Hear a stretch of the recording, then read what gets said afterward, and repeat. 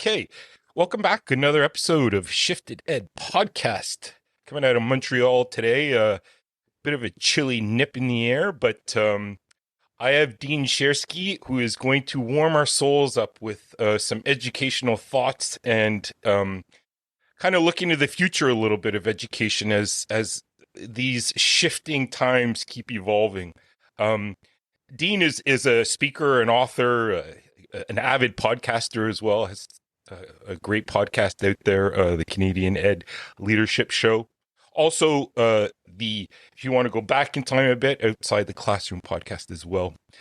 And I like his motto: learning stuff since 1964.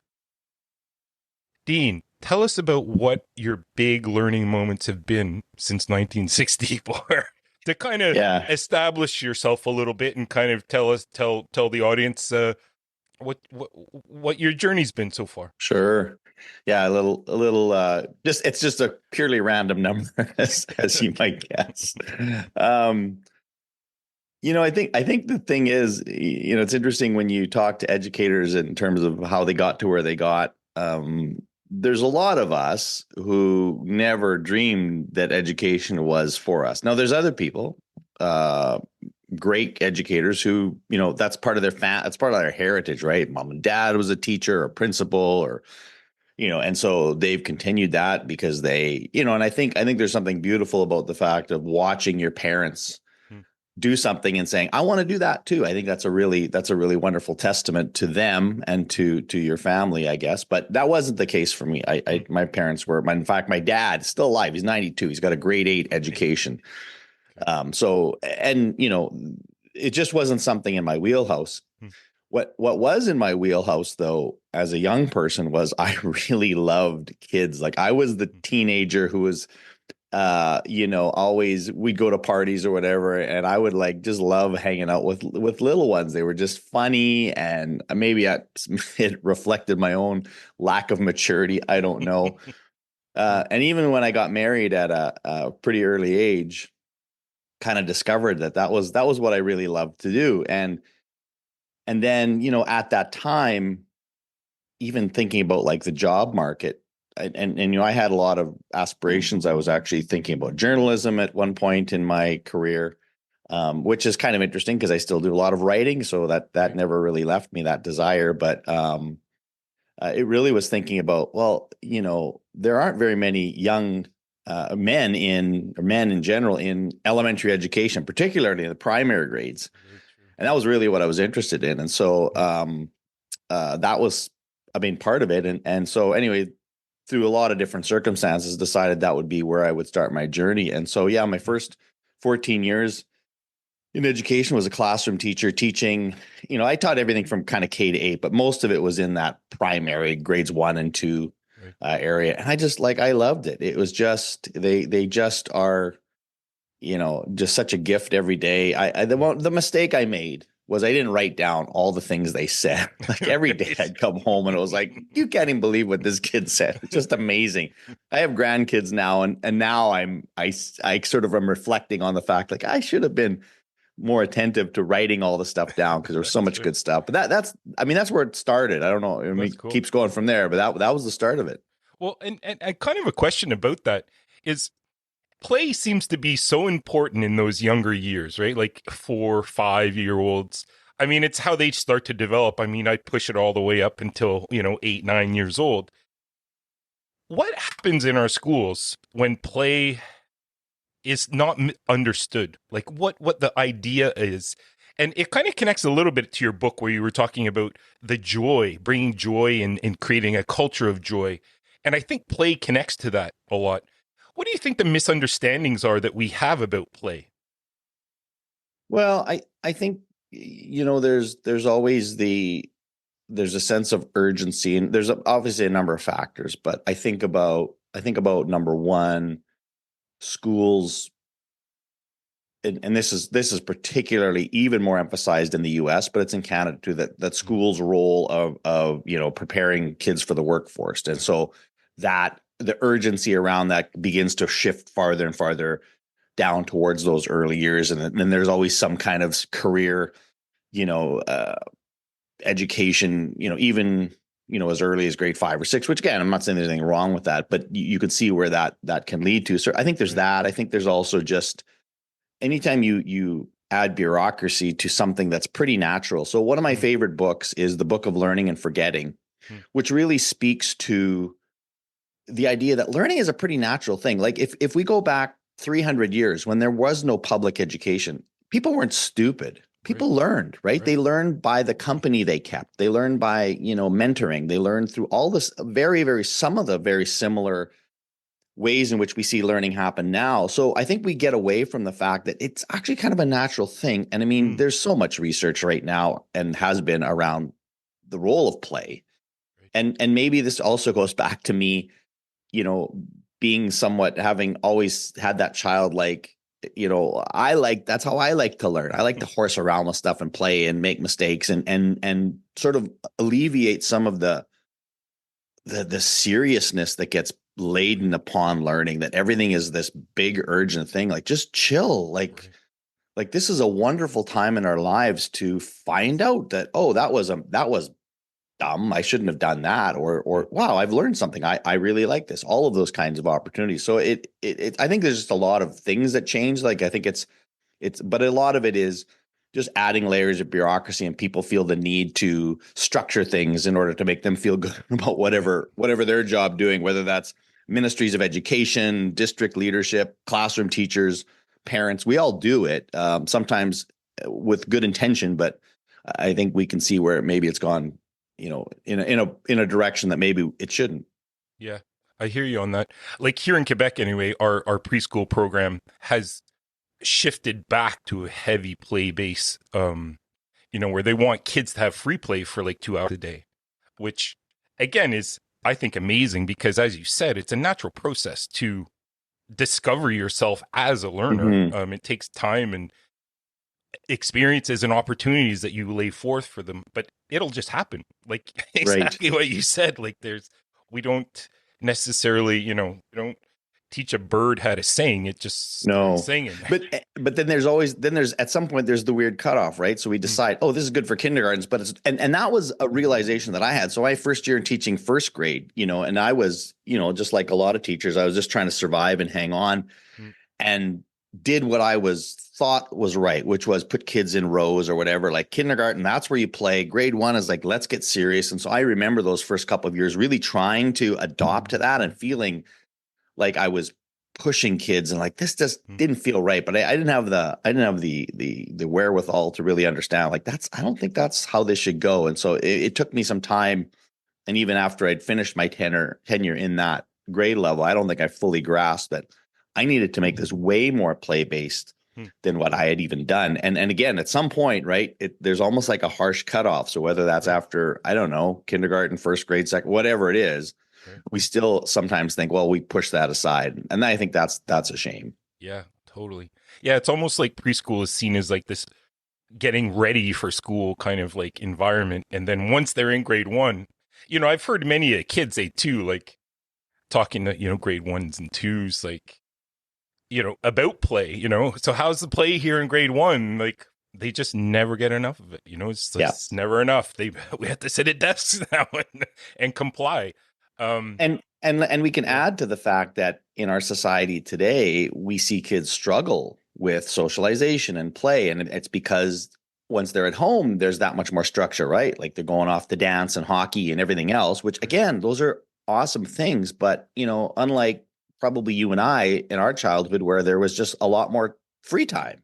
right, And right, so what now is the question that I then ask is, okay, so if that's true and, we don't control what happens at home, but we can, have some say at what happens in those times at school. Maybe it's time that we increase mm, that play and socialization, because that's not something that they're experiencing outside of school as much as they used to. very true, very true. And it kind of brings me to your work where you do emphasize this importance of joy in the learning, that we have to infuse this in our everyday practices. Could you kind of expand on that a bit, Dean, and like give us some examples of how would you start to establish a culture of joy within your classroom? Well, I mean, number one, it starts with you as the educator. Are you having fun at what you're doing? Do you Mm, find joy in it? And right. and so one of the things that I talk a lot about in that vein is, and it's one of my favorite quotes from Gary Steger. He says, "Is one of the best things you can do for kids is to be an interesting person." Mm, And so basically fostering your own interests and loves and figuring out how to bring that into the classroom. So you're excited about something. And the truth is I can hang out with anybody. And it's funny, some of the podcasts I listen to on topics and things that I really don't know much about. I'm not even necessarily that interested in, but I'm captured by the passion of people who are, right? So they right. can talk about woodworking and cars and things that, like, those aren't my things, but they're so passionate about, like, okay, you've hooked me, I'm in, right? Pulls in, yeah. So I think that's where it starts is Mm, you as a teacher. And I think sometimes there's been a misconception around what constraints and or abilities do you have to be your own person in the classroom. I think there's a lot more latitude than maybe individuals give themselves power and permission to do. I don't think there's people that are saying, well, you can't talk about your hobbies and passions outside. I think, no, for sure you can. So I think that's one thing. mm, And then I think the other thing is to figure out a way to create this sense of community and belonging, right? Like goodness gracious, especially in elementary, but even in high school, right? You've got kids for X number of hours a day. And if the experience is just you as an individual going to school, and then the socialization, the community part is just whatever you do as an individual, I don't think that's optimizing our time. I think it happens when we're intentional about creating that sense of belonging. And mm, so then empowering the kids to bring their own selves, their passions, their interests. And again, these aren't new concepts. And people talk about personalized learning. People talk about kids being able to do that. Sure. You mm, just have to be intentional about it. And you just have to say, this is something that we're going to ensure that we learn with and from one another, right? mm, Like, so it's not just about the teacher, it's about how do we learn together. And again, there's lots of little strategies that can happen with that. I think one of the things that's really important in that is rituals and mm, routine, right? So whether you start the day every day with a little game or activity, and even if it's silly and dumb, and even if the kid's kind of grown, it's the same thing as when you tell a dad joke and your kids go, oh, bro, like, yeah, they do that, but inside it's like, yeah, that's my dad, he's just that way, and yeah. I'm part of that experience. So I think and I remember even in high schools, like I remember going to Singapore a number of years ago and going into a classroom there where the English teacher started every class with tea. Mm, So they would take 10 minutes out of their, I don't know how long their class was, 75 minutes, and just sit and have tea. He'd turn the lights off, they'd sit down. And I just thought, well, what an awesome ritual. These kids have been running around like crazy all day. And it was usually a class in the afternoon. So it was like, this is just a chance yeah. to chill. We'll talk and then we'll get into things. I thought, well, like, what an awesome little routine to have as part of your classroom. So I think those are two things: the Yeah. idea of bringing your own self and also being intentional about building and creating community. Yeah. I love it. I mean, it kind of brings me back to this relationship building. Like I always see education is that we're creating relationships with each other, and it's a very human thing, like play is, right?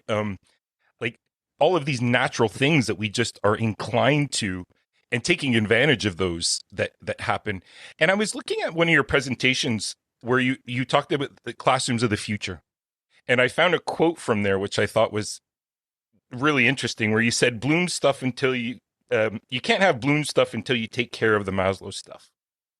And I thought, again, like, I mean, get back to the basics of how we are as humans, like how we develop naturally and take advantage of that. Could you expand on that quote a little bit? Because I just found it like really insightful. Yeah, well, I mean, it's not my quote. I can't even tell you where it is. So I wouldn't take credit for the quote, but I will Right. take credit for Finding jumping it. on that Yeah, totally. idea Totally. as something that is I think really a critical. I mean, it's just that we skip so many steps, right? We just like, let's get into, like, here's the objective. So how do we get there? And it's like, wait a Mm, minute, like how do we? This kid's not ready. They're not ready to talk about this or learn about this because there's and I think this is where the notion of classroom complexities, which is a term that's been used a lot more in the last number of years. And you see this in provincial negotiations and so forth about how do we address. And I think what we're talking about, broadly speaking, is the fact that kids just come to school with so many needs mm, that go beyond the capacity really even of most educators to figure out, like, I don't know how to help this kid's got, wild stuff happening at home, or is coming with with some sort of, learning disability or challenges that I don't know how to handle. So Mm. I mean, again, we can go down a whole rabbit hole of Sure. what that should entail. For sure, there's supports needed, but just the acknowledgement that, all right, um, I have this lesson plan today, and I've got 3 kids here who are just like, it's just not going to happen. Like, Mm.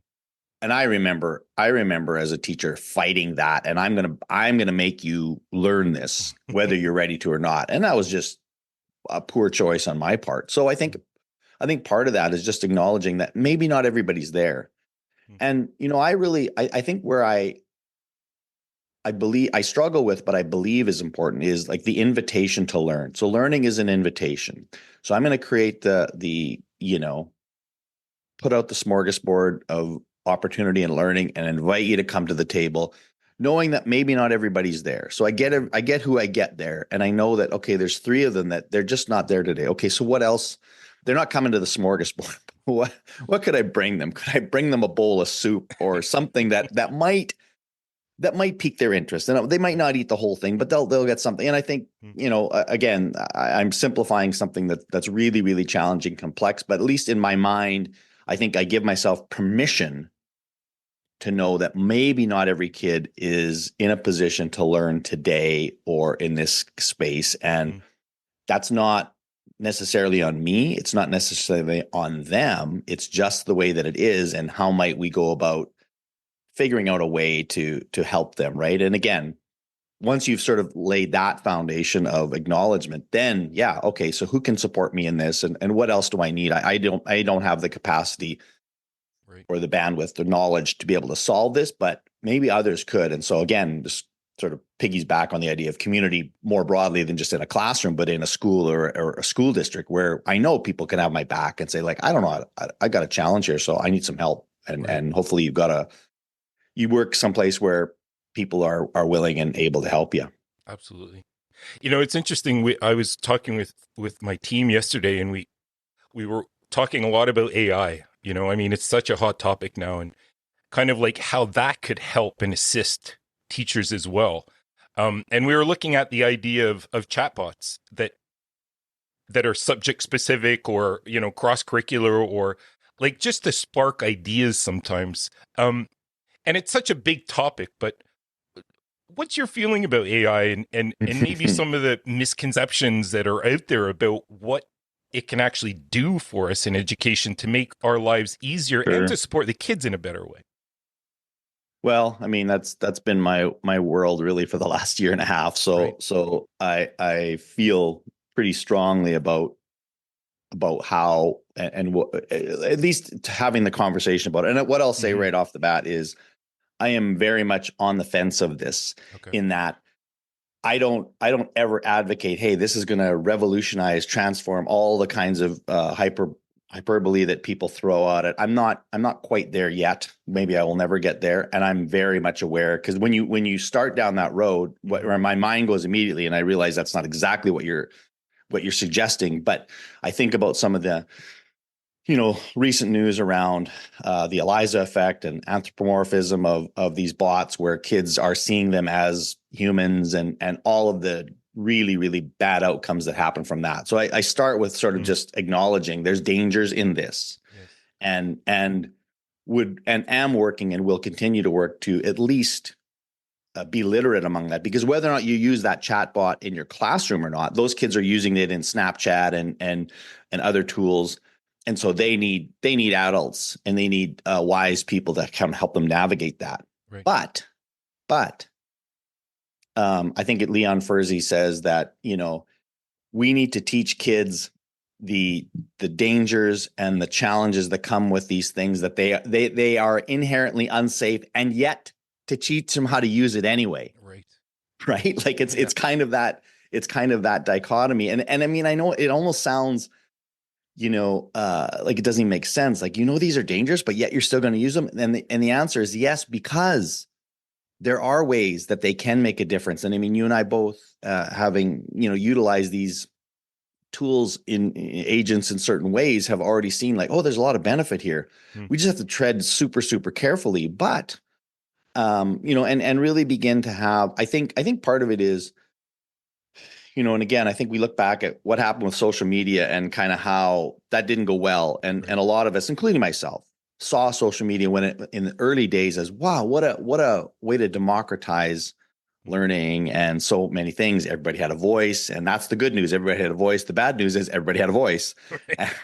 and and Hmm. we didn't do a whole lot to put guardrails in place and work with our students to teach them, other than, the only thing we did was saying, well, putting stuff online is bad. And that was not a particularly useful position to take. Right. And so I think we're seeing this as like, let's not do the same thing with kids. So what I say to that is, let's be very intentional about wrestling with the ethical dilemmas that come with using these tools. So the chatbot, as you pointed out, like what could that do and I've listened, I've seen examples. You've probably seen them too, where Hmm. teachers are talking about, I got 36 kids in my classroom, and how might I use a chatbot to support 4 kids that are just waiting for me or Right. can't find the answers, and to help them kind of, continue the learning, keep going, and all of Hmm. those kind of things. So I think there's lots of ways, and I think I'm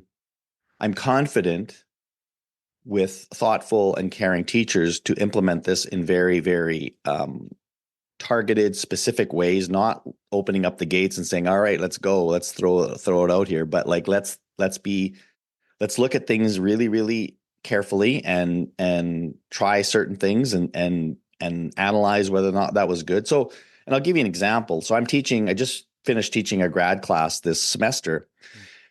And, my AI sort of statement was like, I don't care how you use it. You just have to document how you're using it and tell me. And these are all teachers and principals. And so they're looking at it. They're both students, but they're also, educators. So they have a couple of lenses that they're looking at this from.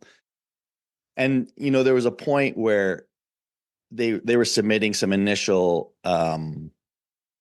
their projects that they were going to do. And I was giving them feedback. I used AI to get feedback for them. And then I went in and added my own things, but I told them very transparently, I said, look, just so you know, I used AI for this, but I want you to tell me how you feel about that. Did that bother you? Did that feel like I was cheating? I was just very open with them. And I didn't hear any negative things. I heard a number of them said, well, I assumed you would use AI, like, of course. And, the output was such that, like, the feedback was better than what I would have given them, because they saw things that I didn't see. And Right. then I added things that I saw. So it was a joint effort. Right. But that's an example of, Yeah. I mean, it was really helpful, but I'm still cautious and still engaged in, like, and if someone had come back to me and said, like, I didn't like that, Hmm. that bothered me that you used AI. I wanted to hear from you, even if it may not have been as good. I would have been completely cool with that response. Um, Right. but that's Right. just an example of, I think, the way we have to deal with this moving forward. It's little baby steps, trying things, but just being ready to wrestle with the dilemmas that come from it. Absolutely. I think too those conversations that you're talking about are super important to have for educators before we kind of like open those doors up to for our students. And I agree with you. Students are using it anyway outside of class. And our focus has been, let's look at teachers and how we can support them so that they have more knowledge Mm-hmm. to when it's time for them to talk with their kids. At least they have some kind of, it's not based on, thoughts or beliefs or Yeah. opinions, that it's based on stuff that is actual. Um, and that those conversations, if we don't have exactly what you were saying, the social media thing will happen all over again, where we kind of missed the boat on that. Yep. Um, so having those conversations and pushing it, I think that's why it's such a hot topic, as you said, for the last year and a half. It's just been, that's what we've been talking about in Mm-hmm. education. Um, I find too that the conversations from your podcast kind of, to just bring it, I want to bring it back to the podcast as we wrap things up here, Dean, because I've been listening to them and I just really, really appreciate that you span across not only Canada, but you're reaching out to others. Um, and it's very much of a leadership kind of approach to it, eh? Or a lens that you're looking through with this latest podcast that you're doing, the Canadian Ed Leadership Show. Hmm.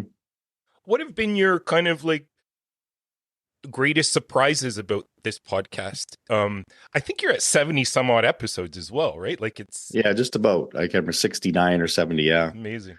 Like I what are mean, your feelings about that? Like, yeah. yeah. Well, again, the goal was really to highlight Canada as being a leader in education. I mean, Hmm. for years it was Pasi Sahlberg talking about Finland. Even Pasi Sahlberg himself says maybe we should be looking at Canada. So I think we as Canadians we underestimate our impact and our education system because those of us who are in it are spending so much of our time trying to continue to make it better, which is great and part of our ethos and culture. But to pause and actually reflect on, we do a lot of things really well. That was my goal. Part of it was like just to say, like, look at right across from. And by the way, I still don't have anybody from Newfoundland on my show, so I've been reaching out to people. So if you can hook me up with a Newfoundland person, I'd love to have them. But every other province I've hit and covered, Right. and it just time after time, you're just so impressed. I mean, I've had that experience in my especially my 12 years since I've left our local school district, traveling around. Like I just meet so many really, really thoughtful, caring people. Yeah. So that I would say was not a surprise. What I would point to a couple of episodes that highlight kind of like and sort of my most viewed episode was the one I did with Superintendent CEO Matt Henderson of Winnipeg School Division. And I've known Matt. I knew Matt, 12 years ago. I met him in Winnipeg when he was a social studies teacher at the time. Hmm. And Matt talked about love. He talked about like you can't do this without love. And love is not a word we use that freely in education, right? Because we maybe think I don't know, is it crossing lines? Like not Yeah. really love, but like Connotations. he was Yeah. not afraid to use love. I love my people and I want to love on them. And so I thought that was really powerful. And then similarly, but in a little different twist, Mark Permain of Surrey School District in British Columbia said that leadership is fun. Hmm. And that's not something Right. that we hear a lot. And I would also say, one of the other themes that I try to tease out of this is the fact that I do believe that we are in a bit of a leadership crisis in education, Hmm. that we're not getting as many people interested in leadership because of how difficult the job. And it's the same thing with teachers, right? We're just For not getting sure. as many teachers. Right. The leadership job, people are looking at it and going like, I just don't want to do that job because it looks really hard and taxing. And so one of the things that I think flips that is leaders like Mark and others who visibly show they're enjoying what they're doing. Like you look at them and say, like, hey, that guy's having fun. She's really doing a great job. I think I want to be like her Hmm. in the way they're doing that. And sometimes that's, you have to kind of be thoughtful about that. So I think that's something. And then the other thing I always try to, I try to get at who these people are as people. So one of my latest ones is with JB Malley. And I know JB, so I knew part of what I love about him is he used to be a ball boy for the Vancouver Grizzlies. So he's telling stories about like talking to Shaquille O'Neal and Michael Jordan. And then Tom D'Amico from Ottawa Catholic, like he Right. works for the NHL. So like all these little extra things that people do, which is, like I said, you mentioned I had another podcast called Outside the Classroom, which was like, again, this goes back to my statement before about being an interesting person. So these are interesting Right. people, right? Right. Like it's not just about what they do in the educations. Like they have interesting ideas and passions and things they pursue outside that. And then, like every educator, you make connections between, oh, that time I did this outside, like here's how it relates. You never shut your brain off fully and you're always making those connections. So it's just been amazing to, and I'm excited to kind of keep going on it and Yeah. sort of expanding the show. But yeah, that's definitely been some highlights. Do you have any guests that are coming down the pipe that you can share with us that you're excited about? Um, well, she's not confirmed yet, so I'm not. I want to say just because I'm hopeful. She said she would do it, and we have to reconnect. But Right. I don't know if you're familiar with Nora Jones from CBC Spark. Yes. Um, Yes. that, and again, like now I'm expanding the definition of an educational leader. I mean, she's not in education, but she's somebody who's been producing content Right. that all if you're in lots of things her topics are education related, and it's about technology and its impact on society, which just broadly speaking is education. And For so sure. For sure. excited to do that. And I think that's kind of what I'm hoping maybe in 2025 is to add some people who aren't typical educators, Mm. but people who are influencers in that space and people that we kind of look up to. So yeah, that's Love it. somebody that Well, I'm that's really looking cool. forward to. Yeah. Yeah. Awesome. Awesome. Well, it's a great show. I recommend listeners to subscribe and check out the Canadian Ed Leadership Show. Great stuff on there. Already a ton of episodes, so you can go back in time and spend a bit of the holiday season catching up on some thoughts. Um, from play to joy, to love. It's been a great conversation, Dean. I thanks so much for carving a bit of time out and sharing your thoughts. It's been really fun talking with you. So thank you for joining me. Well, hey, thank you, Chris. I appreciate you again. I know you've done a lot of good work, and I checked out a number of your episodes have people that I'm pretty familiar with, John Spencer and George Yeah. Koros and a few others that are good friends of mine. So it's great work you're doing. So I think there's never enough of these for us to do and share and highlight really positive things in education. So thank you for what you're doing. Thank you for having me on the Yeah. show. Oh, it's been a pleasure. Real pleasure. I wish you a great rest too in holiday season. And I mean, keep fighting the good fight. And this has been a lot of fun. So thanks again. Yes.